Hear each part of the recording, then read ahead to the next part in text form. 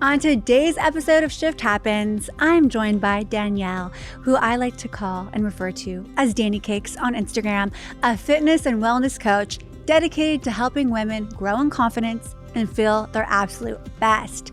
She's known for her transparency online, and she shares her personal transformations, both in body and skin, to inspire and empower others. And she has built a true reputation as a trusted voice in the fitness and wellness space. So tune in, hear her story about how she's changing lives one transformation at a time. Dani Bailor, welcome to Shift Happens. Thank you. Thank you for having me. I'm so excited to have you here. I've been following along on Instagram, and I know that's kind of how we've connected. And so I'm so excited to have you as our first guest today. It is such an honor. I'm so excited for this conversation. And I feel like it's like when you meet somebody on Instagram, I feel like I've already known you. So it was so incredible to like just hug it out today and sit down and have this conversation with you. Yes. And I love how you encouraged me to pray before we started as well, because it really does center us. And I know when we're telling stories, it can be overwhelming and vulnerable. So I just wanted to acknowledge that. And I really appreciate that.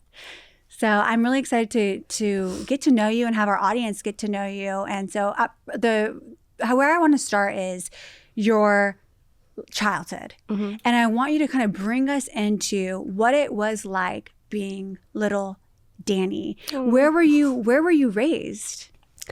Okay, so I am from Northern California. I was raised in the Sacramento Bay Area. Yeah. All different parts of Sacramento. So like I went to high school in Sacramento. I lived in Vacaville for the last like 10 years before I pretty much moved to Orange County. So yeah, that's pretty much where I was raised. But it's funny because I never felt like I belonged there. I always wanted to come. So my dad's from Riverside. Oh, okay. So I grew up coming down here and going to like Disneyland stuff and just thinking like I was obsessed with palm trees and everything. I'm like, just one day I'm going to be down there, you know? Actually super surreal, like walking in here and being like, who would have known that like my dreams would come true and we're coming, you know, here on the marina to have a conversation and just share our stories and stuff. And it's just amazing. So I love that. Yeah. But always grew up very creative, always wanted to make a difference, even as a child. I think I was really like compassionate towards people and I just wanted to make my impact. And I think, you know, I accepted Jesus as a child. I think that was just like always within me, was having this like different lens, obviously through his eyes for people, and really wanting to tie in like creativity. But I guess kind of like going into high school, it was very apparent to me that I was really different as a Christian, and I wanted to follow a lot of God's ways for my life, which led to me probably feeling pretty isolated and really kind of like a loner in a sense, and not like just essentially like not of the world, right? And there was like a lot of loneliness to that, but my mom has always been like my biggest inspo, and just the way that her and my dad have lived their life and their marriage and everything. I just wanted to like one day, I think, you know, tell my daughter like, hey, if I can do it, you can do it. Absolutely. If I can stand out and like do it God's way, then like you can too. And I think that is God's plan for me, but also I think stemmed into just women in general. Yeah. You know, and that coming through my Instagram and my businesses. And so I think that was my vision. So were you raised Christian? Yes. Yeah. Okay. So as long as I can remember, my dad was raised Christian, mom was Catholic, came together, raised us as Christians. And it's interesting, you have like a few like childhood memories, at least for me. And I remember coming home from church one day and like walking in the front door and my dad just asking me, one of my sisters, if we wanted to accept the Lord. Oh, you know? And that was like one of the memories that I have. Yeah. Super interesting.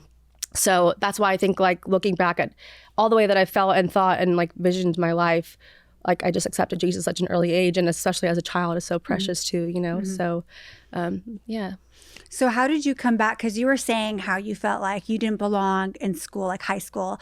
What kept you strong in your faith in those times where you felt like, oh, I'm an outcast? Like, were you tempted to kind of blur the line or? Yeah.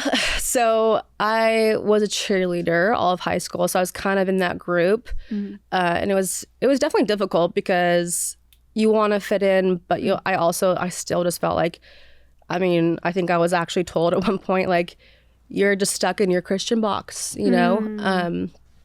But Yeah, I think it was always just this bigger vision. I'm like, this is bigger than just me and like my temporary choices and ideas and like what's going to satisfy me right now are being accepted. I just always had this picture like, I've got to tell somebody someday.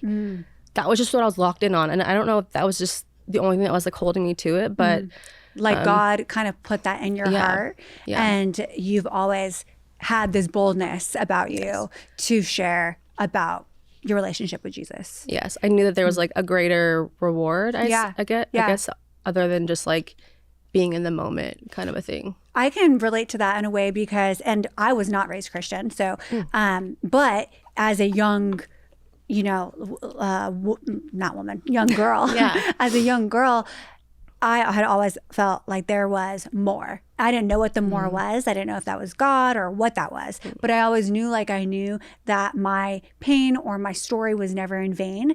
And so I was always searching, whether it was like Jehovah's Witness coming to my door, Mormons, people at the movie theaters ministering. Seriously, like, I had no idea what I was doing. But I was like, oh yeah, like maybe there's something out there. Yeah. But I think that God does put that in us of you were made for more.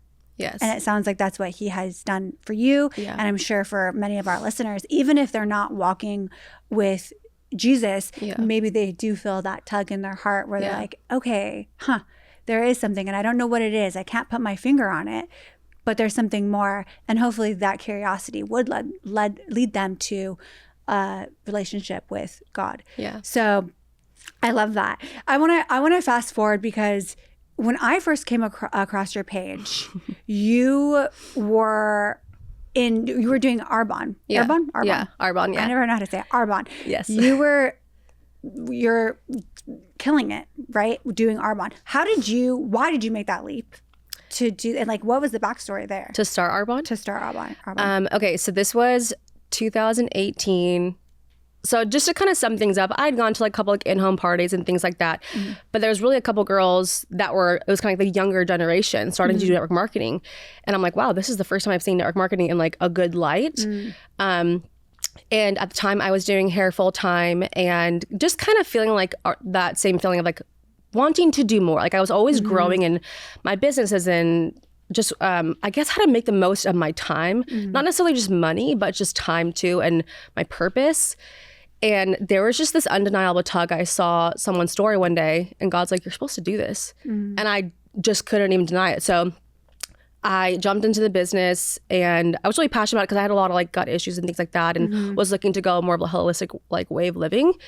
And I loved it. It was like aligned with European standards and stuff. So I was like, this is cool. This is like the first respectable business I've seen like in the network marketing space. So I jumped in and I think this was like just the like overall feeling of that business was just opportunity. And 3 days into my business, I decided that I was going to leave my boyfriend of 3 years. Yeah. Wow. That's a big decision. It was like not a godly relationship. Sorry. But I had the courage and I felt like I could like, I don't know, it just was something that opened my eyes to so much more. And it just hit me one day and I'm like, I'm going to walk away. I'm going to like redefine Dani. And just this super empowering feeling came over me that God had opened this door for me to, financially become more independent for sure. Like that was like one of the biggest reasons.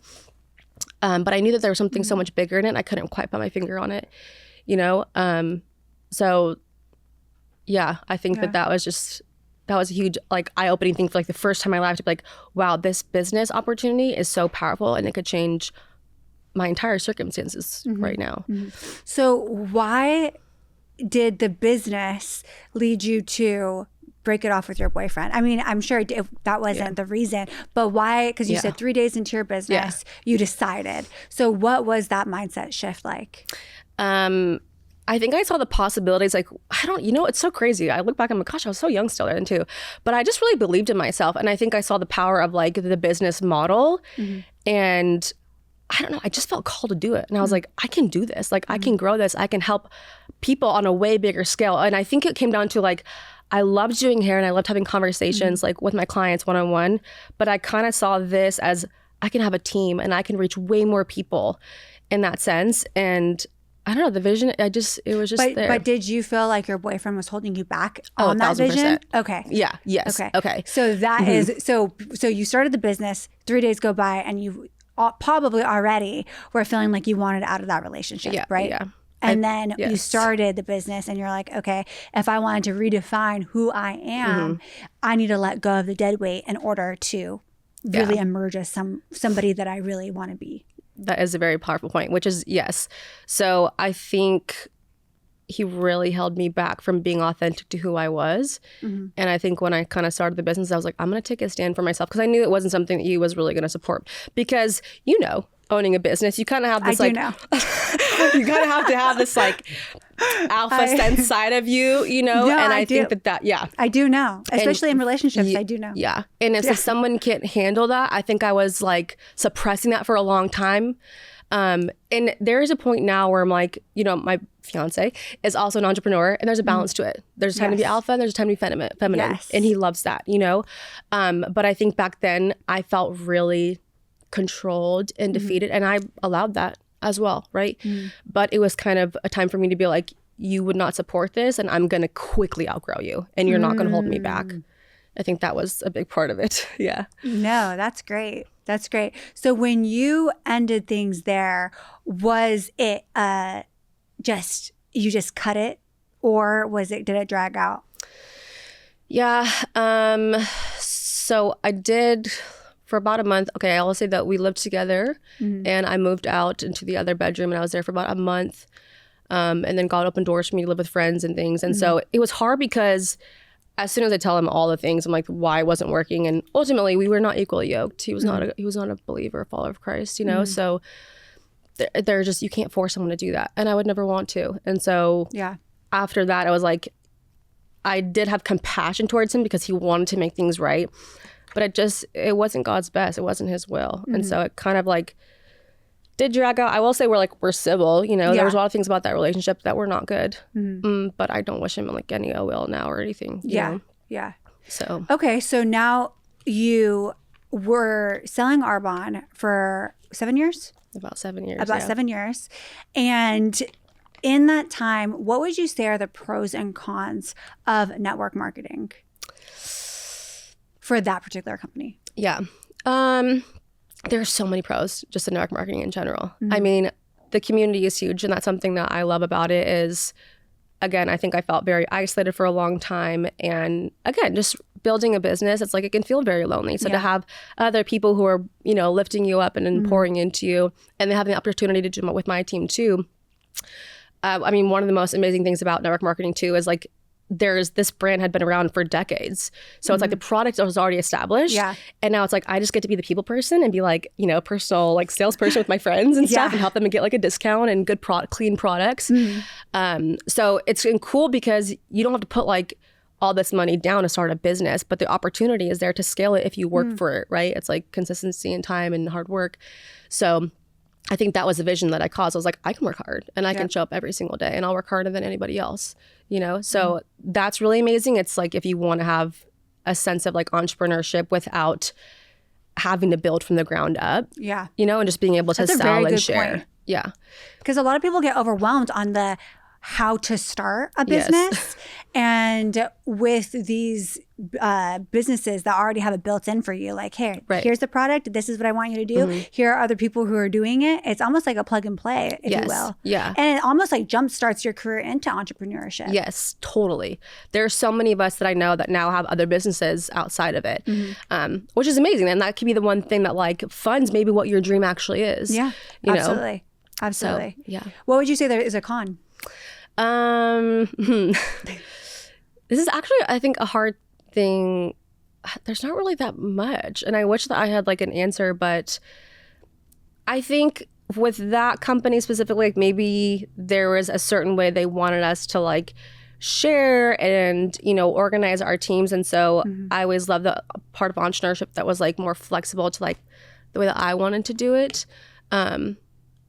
But I mean, there's a lot of amazing people in that company. I think it just wasn't the right fit for me anymore. The amount of times I've had someone ask me if I want to sell Arbonne, you know, I've been tempted. I've been tempted. I'm like, shoot, like they do a really good job Yeah. of highlighting the lifestyle. Yeah. If that is something that I have learned about, businesses like Arbonne and Monet, is that how you say it? I think it's Monet, but yeah. Yeah, Monet, whatever. I don't know. Like all of those, I'm like, you guys are killing it. But I think that we have to remember it takes hard work. It takes consistently showing up online. And it is, you really are selling the lifestyle and selling community and selling freedom. Yeah.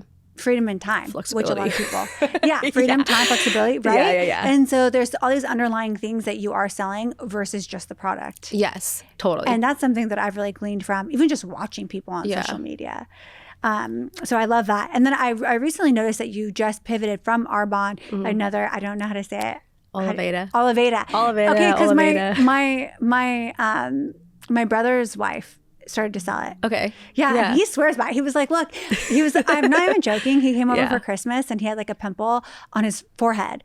And he was like, oh, I'm going to have her put that stuff on there. And I'm telling you, like when we, when I wake up in the morning, it's not even going to be there. And I was like, you need to do stories like this on your Instagram. Yeah. I was telling, her name's Melissa.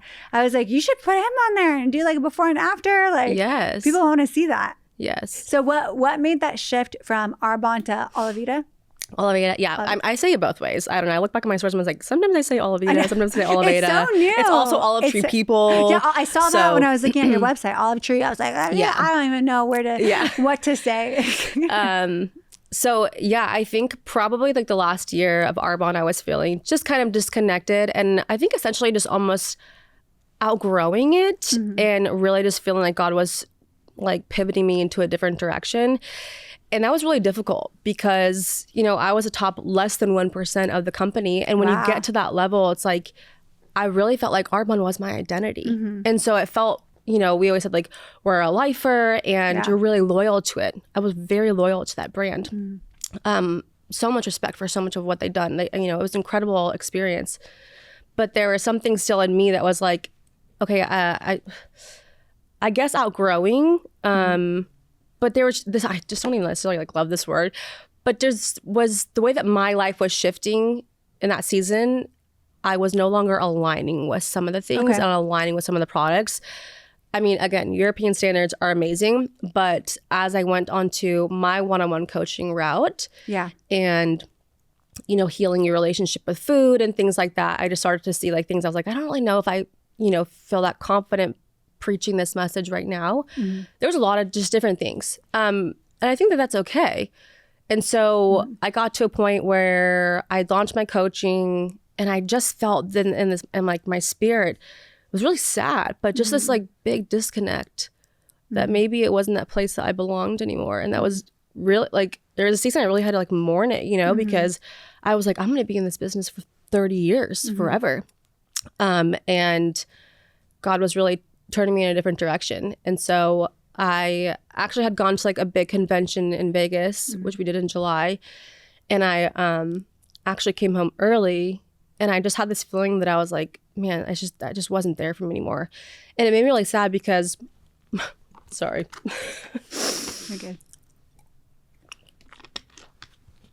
There were so many people and girls on my team who were like thriving that week. And I was like, why do I not? And it was really crazy. I actually had a handful of random people within like 3 days pray over me. Like so they just could tell or just came to me like something in my spirit was off. Because like I said, that was a huge part of my life. That was like a massive pivot, coming out of that relationship, having the courage to stand up for myself. And, that led to me growing my Instagram, my platform, my podcast, everything, And so I came out of that and I was like, hey, I think I'm just going to like run with coaching right now and make that. And I just wanted ultimately me to be my brand, and not be like identified with one thing. And there was another friend of mine. She was also at the same level as me with Arbonne. And she had completely like terminated her account and started Oliveda. And I was like, oh, dang. And I kind of felt like I was watching her stuff, all of her stories. Because like she kind of maybe connects with me and how I felt. And then I started to pay closer attention. It's so funny because I was like, if I ever stopped doing Arbonne, I would never do another company. There's no way. I would just never not do network marketing again. And I had this tug on my heart again to just, I literally woke up at like 2 a.m. when I was just deep diving into like all this information about it. And I just couldn't stop. and really prayed about it. I was like, God, I don't want to do this again. This is your will. And I had so much peace, and I even did it. And Brett's like, I don't think you should do this. I'm like, no, but I got to just do what I think I need to do. You know? What would you tell people that are listening about just going for it? Like, so for example, so you just moved, you were making good money with Arbonne, and you had to completely shift to first just, you know, your one-on-one coaching, and then to a completely different company. What would you tell people as far as like a word of advice to just go for it? If they're being held back by fear or feeling like, you know, they're being bombarded with all the what ifs. I think something that's kind of even like ironic with network marketing too is there's so many amazing tools that you learn in business in that industry. But one of the things is kind of like, don't worry about what everyone else thinks. And I knew that this was going to be like a very controversial thing for me to do. But I also think when God opens doors, there might be like anxiety or fear, but there's also an immense amount of peace with it. And if that's what his will is for you, then I just knew. I was just like, this is just going to work out. This is just what I'm supposed to do. You had a confidence. You had like a peace.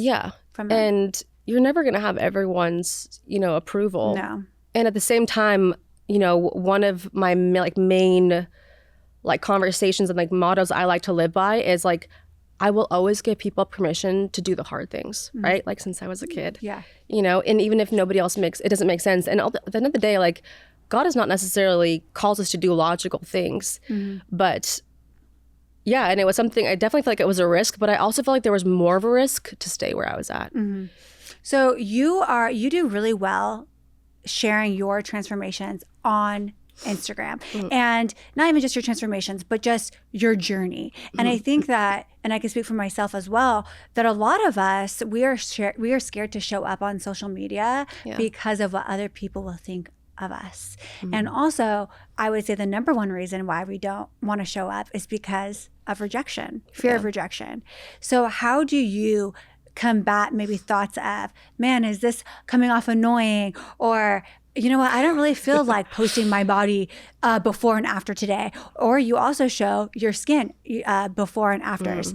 And I'm sure there's some days you're not feeling like so good showing it before and after. I mean, like, I'm just speaking for most women. We don't wake up every day and say, you know what, let me be vulnerable and share on social media. It's hard. So what do you say to other people who want to share their transformations or their story, and they are maybe being bogged down by doubt or insecurity?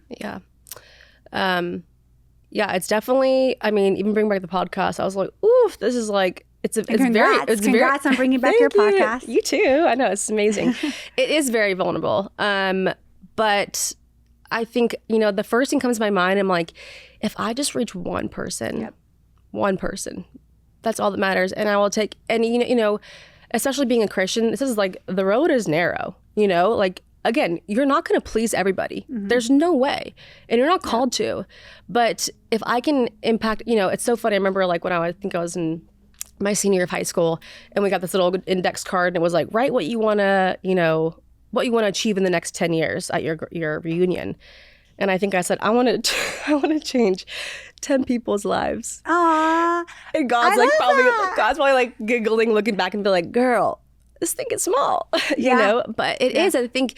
And, you know, even when I started showing like very vulnerable and like sharing my faith on social media, I don't even remember who it was, but there was one person that shared on their story, and it changed my entire like perspective. And I felt connected to them. And I'm like, wow, what if I could do that for somebody? Even if I get hate and whatever from other people, you know, God bless them. But if I can just help one girl feel like, you know, she can walk in faith and duplicate that, right? That's my goal. Absolutely. Is to give them, like, pass on that courage, right? Exactly. So Alexis here. Don't skip past me just yet. If you love what you're hearing from Shift Happens, don't forget to subscribe, rate, and review so we can continue sharing stories of impact. Thank you. And now back to another powerful story. Exactly. And your story is a catalyst for other people to share their own. Yes. And I think it's so, so powerful, and one of the giftings that God has given to you. And so I love that. I also noticed while looking through your social media that you have also competed in fitness competitions, which I have as well. And I was curious, how has that affected your mindset when it comes to mind and body? Because I know that when I did my fitness comp, I did it back to back. I did 2 of them, and it's a struggle when you get off stage. You start eating normal. Your body's a little bit more fluffy, especially your body starts soaking up all the sodium and your face starts getting inflamed more. And it's not even necessarily fat. It can just be inflammation and just how your body is responding to you eating more food than normal. And so I know you're such a big, proponent and just not even allowing, but encouraging other women to feel confident in their bodies. So I just want you to take us through what life was like for you after coming out of my show. Yeah, coming out of the show. Yeah. So I finished my show. I was going to go into a second one. And this is where it was like I started to have a lot of discernment, because my first one, it was something that I really wanted to like accomplish, and I'm like, I don't want to be that person who like just does one show. Yeah. But I had done my show probably a few weeks early because of that same like conference in Vegas that we had. So I was going to do another one for just a quick 6 weeks. And I was like, I'm already so lean. Like, let me just get back on stage and like show more. Like, I haven't brought my best package. And I knew like even the first day that I started, that I was not in the same mindset, but it was like this unhealthy, like competitive side of me that's like, no, you need to do more, and about halfway through, God was like, you're done. He like just gave me a lot of peace to walk away. And I was just truly so miserable. And I was super excited to like, reteach healthy habits, but I just overcome this really, amazing journey. It was beautiful for me. Like, I just felt like so close to the Lord. It was very like isolated in a good way, almost like a fast experience, right? So that's a key word, almost like a fast. Yes, like you are in so many ways, and it's like there's a lot of integrity that comes with it. There's a lot of discipline. Yes, so it became quite a beautiful thing. But afterwards, so there's a couple of things. I was burnt out, starting to reverse, and super unfortunate event occurred in our life.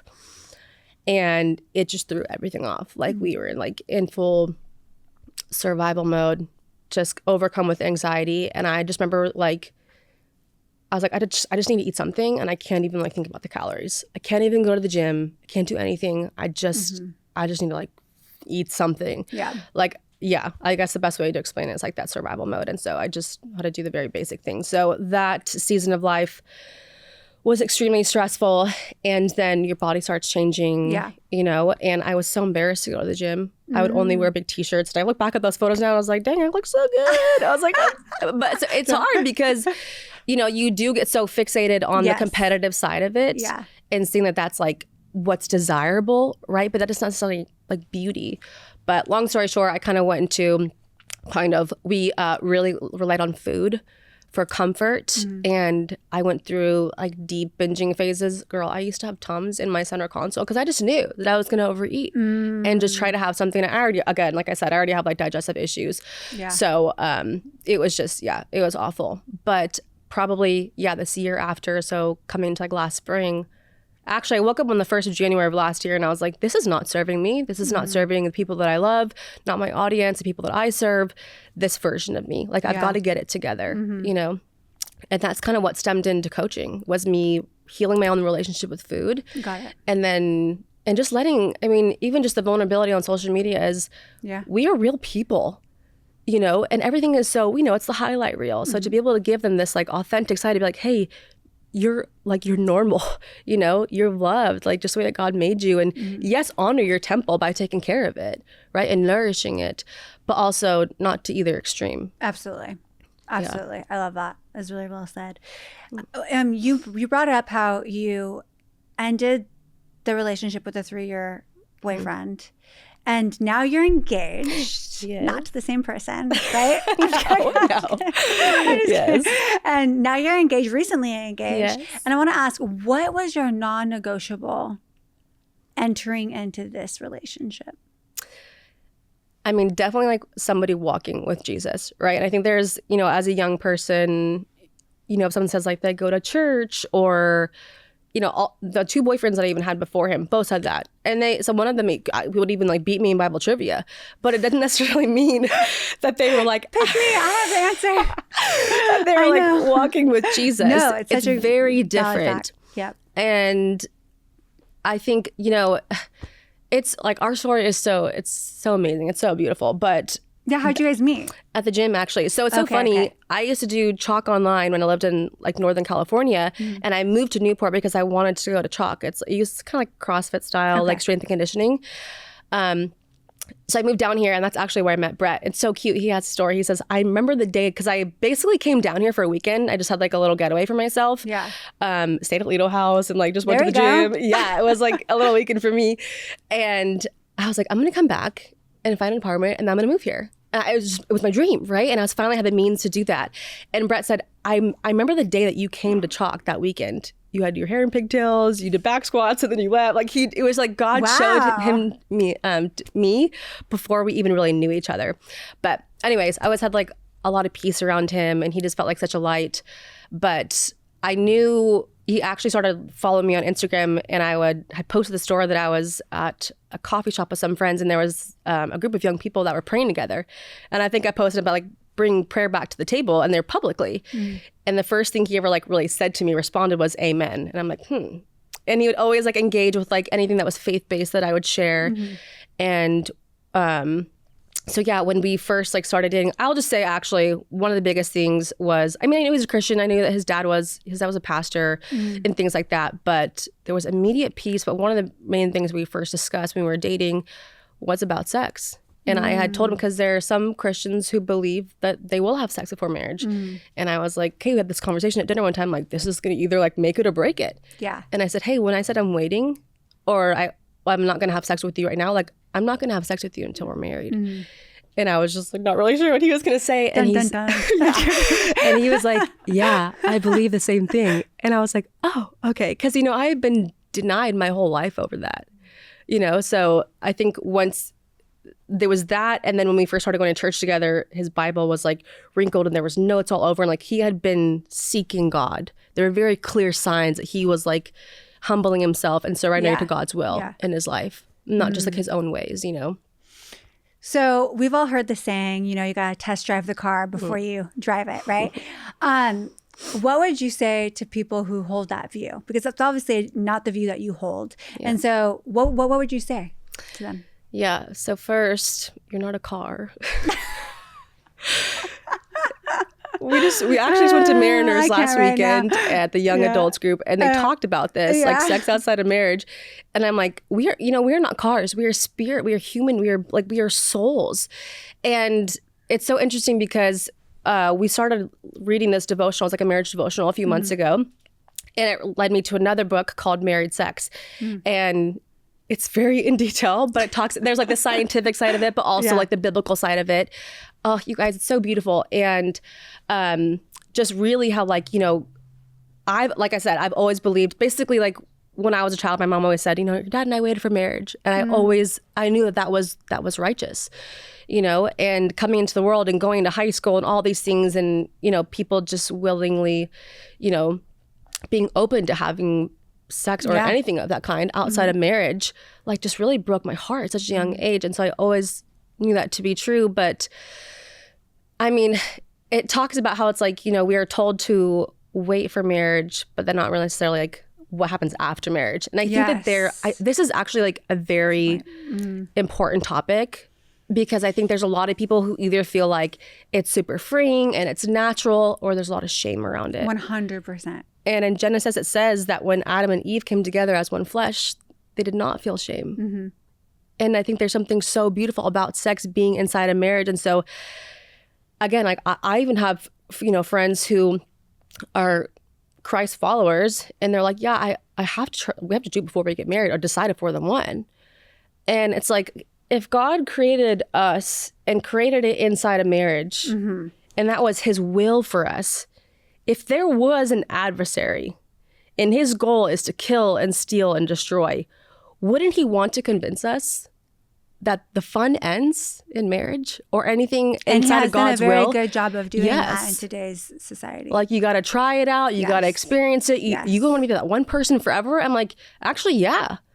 Like, I'm not perfect, but I'm pretty, like, I'm excited to give Brett all of me, you know, and the same. And not to say that, you know, we're perfect. We haven't made mistakes and that people don't make mistakes, because that's literally the gospel, right? Like, Jesus is like, hey, I knew that you were going to sin. I knew that you were going to fall short. And I've like come to forgive you and like have communion with you. And in the sermon they talked about too, it's so beautiful how, you know, God created woman from the rib of Adam. Yep. And when they come together and they become one flesh, it's like they're reuniting.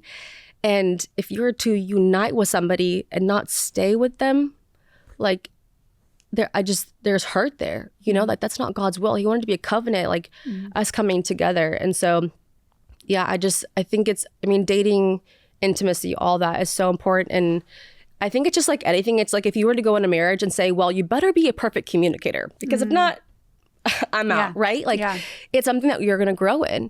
And this book is amazing. It's called, I forget what the authors are, but it's called Married Sex. And it's like, whether you've been having sex or not or anything, sometimes I'm reading it and I'm like, should I wait a little bit? Because it's like kind of like, wow. it's very like in depth, but if like you think about it, it's like there's thousands of nerve endings in our bodies. And you know how it's like the climax isn't even just like the climax, you know, it's like the connection and the intimacy that you have with one another. And it's like, even if you're not a believer and you want to like just theoretically say, hey, if there's a God that created the world and created all this and all the intricacies of this, like experience it, wouldn't I want to experience it within the boundaries he created it to get the full, you know? And that's even what like they say in the pastor said at last week too as well, is that studies show that married sex is better sex. So and that is definitely not what we believe in like, for sure. Yeah, the world. In my experience, so, you know, I'm divorced, so obviously I've had sex, right? But I had sex before I was married. I wasn't a Christian for until I was 19. And so then me and my ex-husband waited to have sex when we got married. But I want to go back to something that you had mentioned at the beginning, which is either when you do that, I wasn't raised in a Christian home, but he was. I think that there is then either it's freeing, like you said, or there's shame. Yeah. And I think in our case, there was a lot of shame around sex. And that is where I feel like the church sometimes, and I'm generalizing, the church falls short.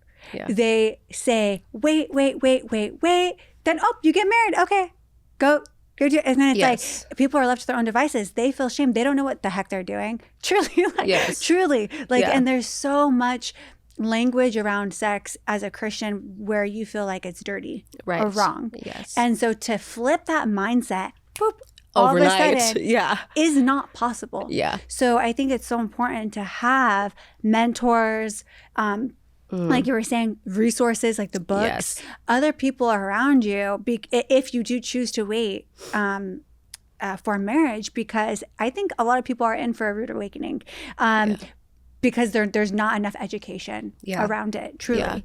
And then, you know, from me being divorced now to wanting to be remarried. Oh my gosh. I'm like, I'm just going to be real. There's a little thought that's like, you've already tasted of the fruit, just whatever, like throw in the towel. It's not that big of a deal, but that's a lie, you know, and I know it is, but there's this little thought for, you know, my divorced, listeners that are Christians, that it is almost like, well, I did that once and look where my marriage ended. My marriage ended anyways. And I was trying to do the right things, God.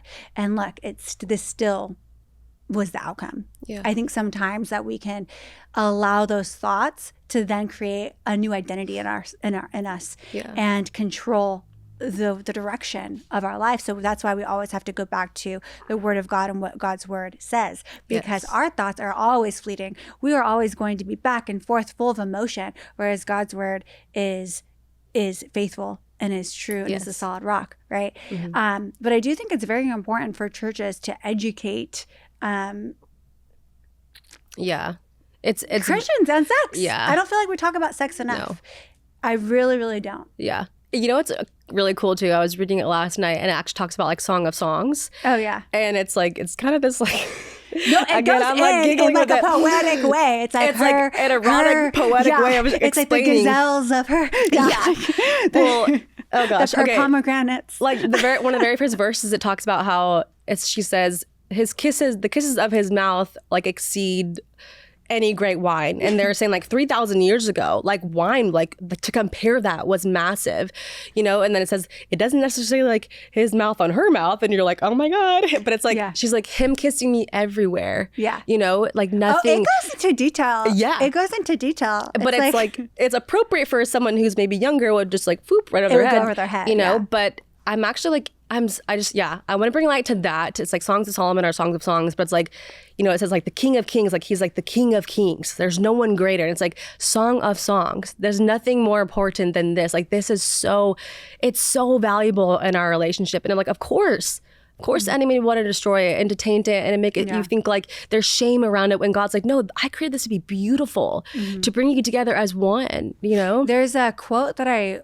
read recently where it says, the enemy does a really good job at saying to have sex before marriage and then to not have sex in marriage. Yes. I mean, and that just sums it up. That is what we're taught in the world. We are taught when you get married, your sex life decreases. Yes. And they talk about there's so many couples who are like, you know, 7, 15, 20 years and they're like their sex continues like to better as they are together. And it's just like anything else in your relationship. Yeah. You work at it. Exactly. You communicate. Same with you communication. Grow. Same with, You have to be willing to express your needs. Yes. And to be, really, that takes vulnerability. Yes. It takes vulnerability and it takes being with your person where you feel safe. To express those emotional, physical, spiritual needs. So safe. And then you can build that partnership together, which is the goal. Yeah. Right?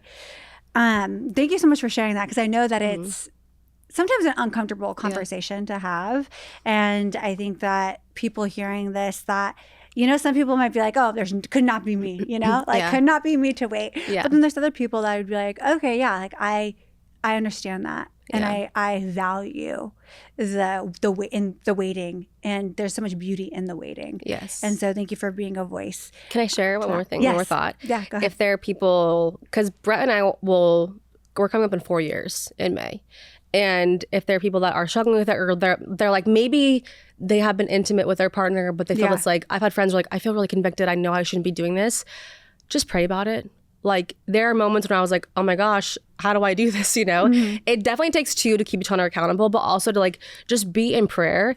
And like I said, like God is so forgiving, you know, and I think that we need to be like receptive of that. Like, hey, I can be made clean and I can, you know, decide to wait again. But I mean, God can absolutely help you to have, you know, the ability to wait and to have self-control. Absolutely. You know, what's that verse? It's like, not a spirit of fear, but a spirit of self-control or something like that.